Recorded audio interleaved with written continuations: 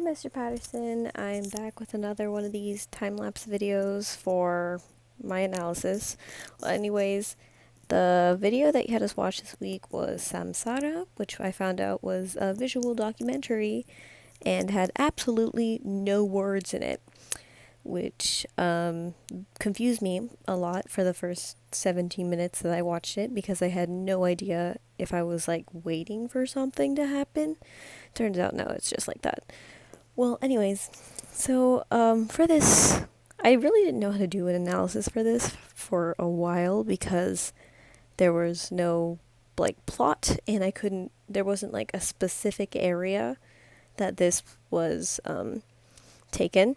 So I found out it was actually recorded in 67 different countries and that the directors wanted it to be as unpolitical as possible, which I thought was pretty interesting considering like the fact that they had more cultural stuff and then they showed like modern day things and there was a whole lot of different stuff. So I decided to pull out all of these travel magazines that I have, and because most of them are like world stuff, so I cut them up and I was just looking for stuff that I thought, since they didn't have any time, like location marks on the documentary, I was just kind of taking gambles at places that reminded me of different locations within it.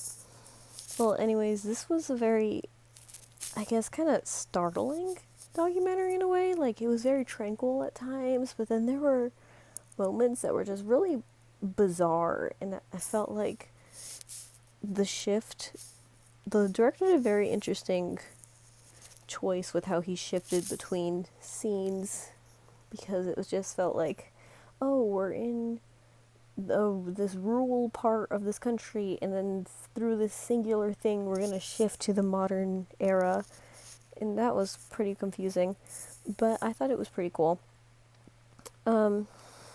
Anyways, so like I said, I'm doing this collage thing. I've never done like something like that, and if you can see, it is done right there.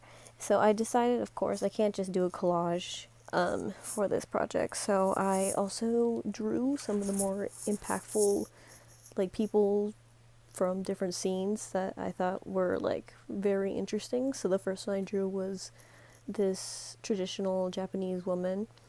I thought, when her scene was going on, it was very tranquil, but then, she started crying, and I don't know, that kind of like shocked me a lot.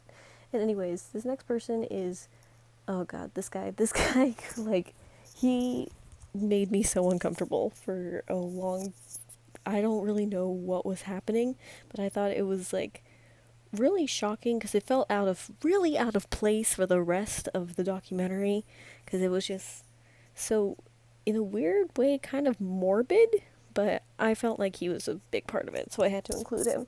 The next was one of these, I don't actually know where this was, but there were the dancing woman from the beginning of the documentary. I don't know, it was something about like their eyes that really like shocked me, and I was like, wow, that's really cool. I understand it was like the way that they dance, but like they just looked so blown out, and I was like, wow. Anyways, and then the final person I drew was this little girl, right? This little girl really shocked me because, like, I didn't expect this little girl to have not one but two guns on her. Like, I just saw her dad, and I was like, oh, yeah, okay. Shift from, like, rural use of guns to modern use of guns. But I don't know, it shocked me that this little girl was there.